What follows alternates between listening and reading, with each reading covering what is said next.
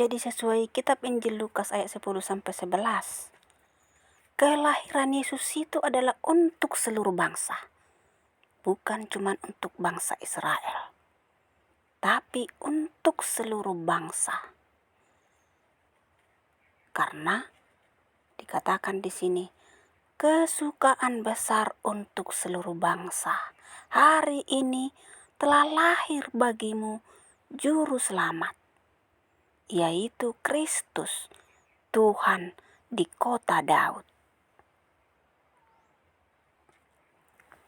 Itulah sebabnya setelah Yesus lahir, orang-orang Majus dari timur datang ke Yerusalem untuk menyembah Yesus.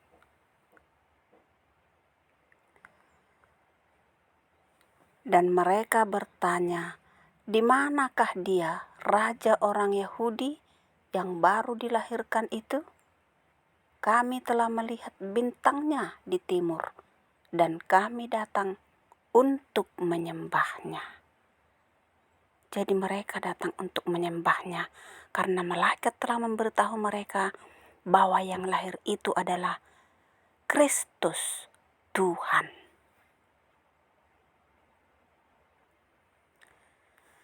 Kemudian dalam kitab Injil Yohanes, Rasul Yohanes juga bersaksi dan berkata, pada mulanya adalah firman. Firman itu bersama-sama dengan Allah, dan firman itu adalah Allah. Ia pada mulanya bersama-sama dengan Allah. Segala sesuatu dijadikan oleh Dia, dan tanpa Dia tidak ada suatu pun yang telah jadi dari segala yang telah dijadikan. Jadi, firman itu adalah yang menjadikan segala sesuatu, termasuk manusia. Kemudian dalam 1 Yohanes 4 ayat 14-16, dan kami telah melihat dan bersaksi bahwa Bapa telah mengutus anaknya menjadi juru selamat dunia. Barang siapa mengaku bahwa Yesus adalah anak Allah, Allah tetap berada di dalam dia dan dia di dalam Allah. Kita telah mengenal dan telah percaya akan kasih Allah kepada kita. Allah adalah kasih, dan barang siapa tetap berada di dalam kasih, ia tetap berada di dalam Allah dan Allah di dalam dia. Jadi sesuai ayat ini, Yesus adalah juru selamat dunia, bukan hanya juru selamat untuk bangsa Israel.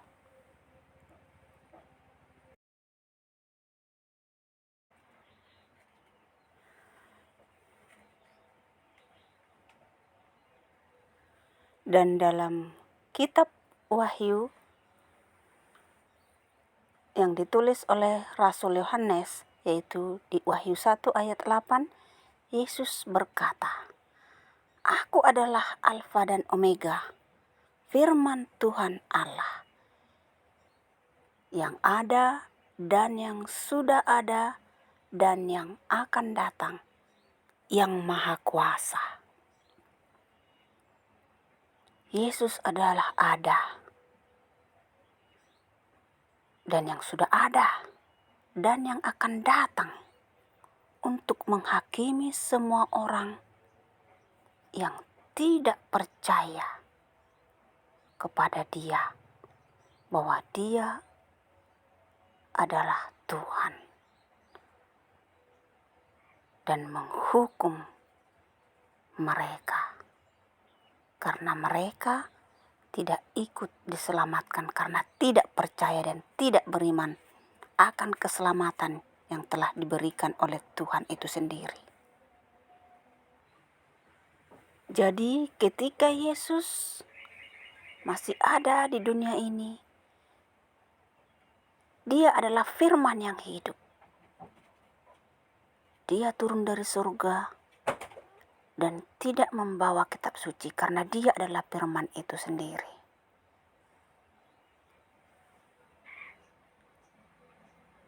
Itulah yang disebut firman Allah yang hidup. sesuai dengan Injil Yohanes 1 ayat 1 sampai 5. Demikian juga pada saat ini, Yesus tetap hidup. Dia tetap menjadi firman Allah yang hidup melalui para murid-muridnya, para pengikutnya yang berusaha memberitakan Injil kabar baik tentang keselamatan sampai ke seluruh bumi, sampai ke seluruh bangsa, sampai ke seluruh dunia.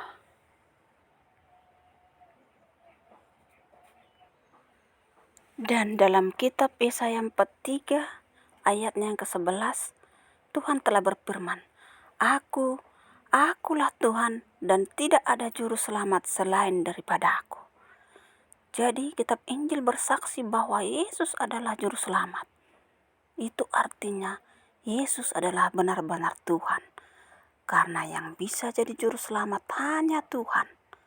Tidak ada yang lain. Itu adalah firman Tuhan. Sebelum dia datang dari surga, membentuk dari dirinya, itu dari roh dan firman-Nya menjadi manusia kudus yang terlahir dari perawan Maria. Dia sudah terlebih dahulu memberitahu umat-Nya bahwa tidak ada juru selamat selain Dia. Supaya kita bisa percaya bahwa Yesus yang telah menjadi juru selamat dunia itu adalah Allah itu sendiri. Karena hanya Allah yang bisa jadi juru selamat. Dan Tuhan telah berfirman untuk itu. Tapi banyak orang salah paham akibat membaca ayat ini. Karena lewat kitab Yesaya 43 ayat 3, Allah berfirman, Akulah Tuhan, Allahmu yang Maha Kudus, Allah Israel, juru selamatmu. Aku menebus engkau dengan Mesir, dan seterusnya. Jadi banyak orang beranggapan bahwa Allah itu, Yesus itu hanya Allah Israel. Padahal bukan seperti itu. Tapi karena di zaman para nabi, Allah membedakan dirinya dengan Allah-Allah lain. Allah-Allah yang tidak benar.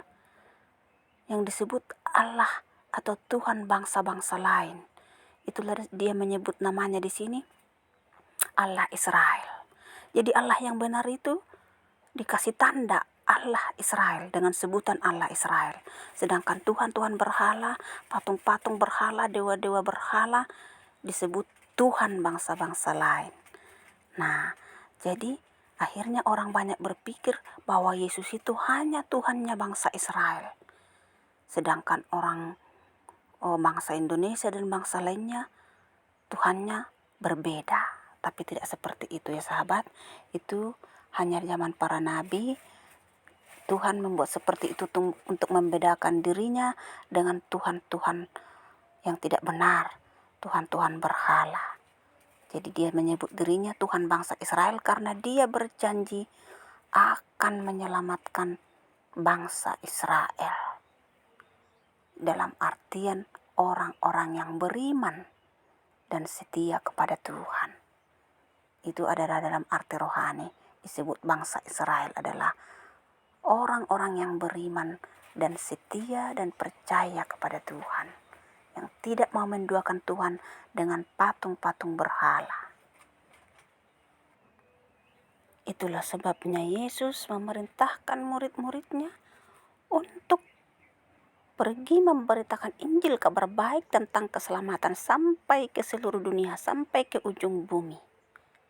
Dengan membaptis mereka dalam nama Bapa dan Anak dan Roh Kudus.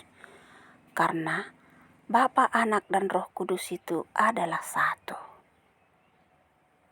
Bukan berbeda. Dan hanya lewat Yesus yang telah menjadi manusia itulah Yesus Bapa yang tidak bisa terlihat manusia berdosa yang adalah tubuh roh yang maha kudus itu bisa menjadi nyata bagi manusia dan dunia yang penuh dosa. Tanpa Dia kita tidak bisa mengenal dan tidak bisa melihat wajah Tuhan. Dan lewat Injil Yohanes 17 ayat 12, Yesus yang telah menjadi manusia itu atau Yesus anak bersaksi bahwa namanya yaitu Yesus adalah nama Bapa yang telah diberikan kepadanya. Jadi nama Bapa adalah Yesus.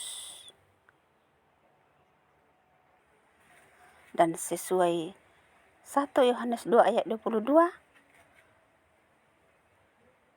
yang menyangkal baik Bapa maupun anak adalah pendusta atau pengikut iblis.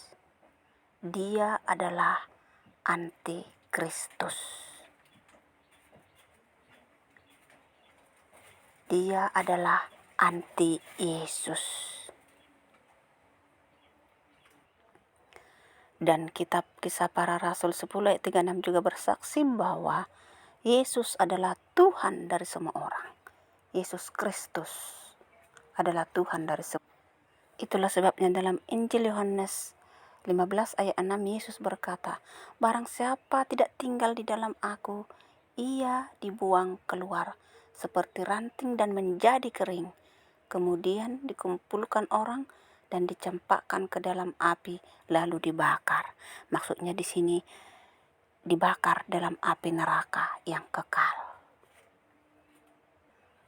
Dan dalam Injil Yohanes 8 ayat 24 Yesus berkata, "Karena itu tadi aku berkata kepadamu,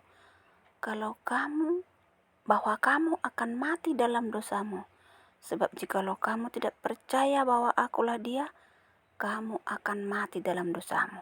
Dia yang dimaksud di sini adalah Bapa. Jadi kalau kita tidak percaya bahwa Yesus itu adalah Bapa yang menjadi manusia, kita akan mati dalam dosa. Karena hanya Bapa itulah satu-satunya Sang Juru Selamat dunia. Jadi kalau kita tidak percaya bahwa Dia adalah Bapa itu, maka kita akan mati dalam dosa dan dicampakkan ke dalam api neraka kekal selama-lamanya. Karena sesuai Yohanes 17 ayat 17, hanya melalui Yesus yang adalah firman Allah itu manusia bisa menjadi kudus. Kuduskanlah mereka dalam kebenaran. Firman-Mu adalah kebenaran. Jadi Yesus yang adalah firman yang telah menjadi manusia itu adalah kebenaran, dan hanya Dialah yang bisa menguduskan manusia berdosa. Melalui Dialah kita bisa menjadi kudus, karena tanpa melalui Dia kita tidak bisa bertemu langsung dengan Allah Bapa, dengan Yesus Bapa yang adalah tubuh roh yang maha kudus itu, karena kita masih dalam keadaan berdosa. Dia tidak mau kompromi dengan dosa dan tidak mau bersatu dengan manusia berdosa.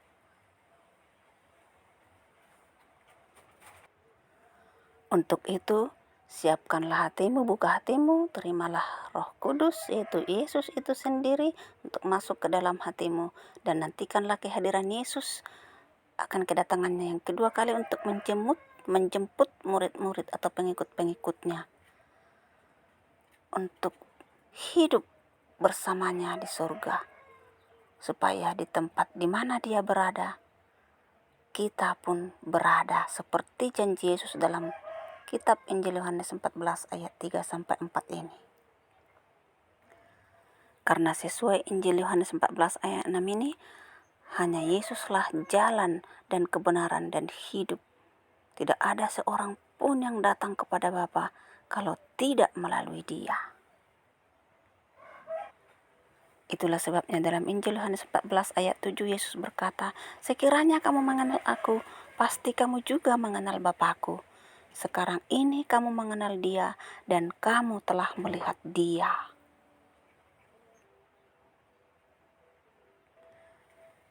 Yohanes 14 ayat 10, Yesus berkata, "Aku di dalam Bapa, Bapa di dalam aku."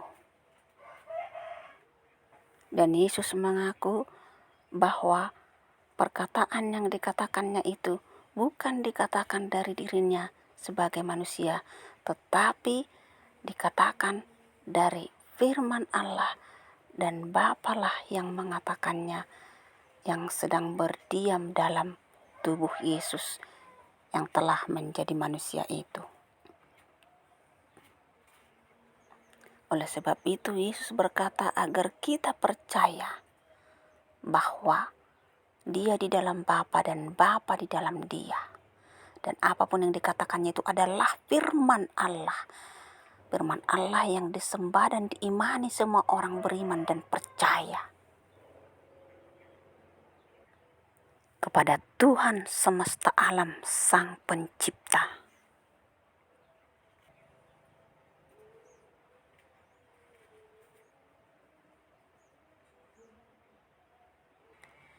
Itulah sebabnya ketika Filipus berkata kepada Yesus, "Tuhan, tunjukkanlah Bapa itu kepada kami, itu sudah cukup bagi kami." Kata Yesus kepadanya, "Telah sekian lama aku bersama-sama kamu Filipus, namun engkau tidak mengenal aku? Barang siapa telah melihat aku, ia telah melihat Bapa. Bagaimana engkau berkata, tunjukkanlah Bapa itu kepada kami?" Itulah sebabnya sesuai Injil Yohanes 8 ayat 44, Yesus berkata kepada orang-orang Yahudi yang berusaha untuk membunuhnya, "Iblislah yang menjadi bapamu, dan kamu ingin melakukan keinginan-keinginan bapamu. Ia adalah pembunuh manusia sejak semula dan tidak hidup dalam kebenaran. Sebab di dalam dia tidak ada kebenaran. Apabila ia berkata dusta, ia berkata atas kehendaknya sendiri, sebab ia adalah pendusta dan bapa segala dusta." Jadi sesuai ayat ini, semua orang yang berusaha untuk membunuh dan berdusta adalah anak-anak iblis, karena iblislah yang akan menjadi bapa mereka. Tetapi Yesus berkata bahwa domba-dombanya atau murid-muridnya atau pengikut-pengikut setianya akan mengenal. Dia mengenal mereka dan murid-muridnya mengenal dia dan mengikuti dia. Dan mereka akan hidup kekal bersama Yesus di surga. Karena sesuai Injil Yohanes 17 ayat 3, hidup yang kekal itu adalah harus mengenal Bapa dan harus mengenal anak. Karena Bapa itu adalah anak, yaitu yang dibentuk dari roh dan firman-Nya sendiri, terlahir dari perawan Maria menjadi manusia kudus, menjadi Kristus atau Sang Juru Selamat dunia. Karena Allah mengutusnya ke dunia untuk menyatakan nama dan wajahnya kepada dunia yang berdosa. Karena tanpa Dia datang ke dunia, maka manusia berdosa sudah tidak bisa lagi mengenal Tuhan dan sudah tidak bisa lagi mengikuti jalan Tuhan yang lurus menuju surga, tempat Tuhan hidup kekal bersama umat-umat pilihannya, bersama pengikut setianya. Dan sesuai kitab Injil Yohanes 17 ayat 3, Allah Bapa adalah satu-satunya Allah yang benar. Artinya tidak ada Allah yang benar selain daripada Dia.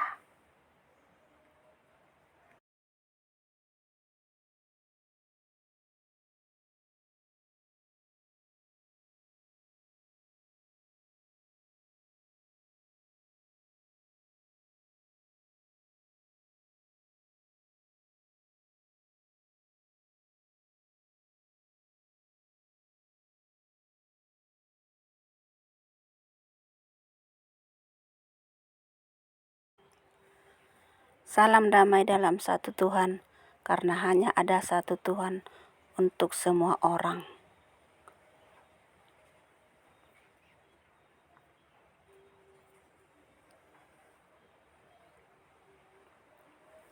Buat sahabat yang rindu mengenal Yesus lebih dalam lagi, silahkan tinggalkan pesan di kolom komentar agar saya bisa menanggapinya lebih dalam lagi.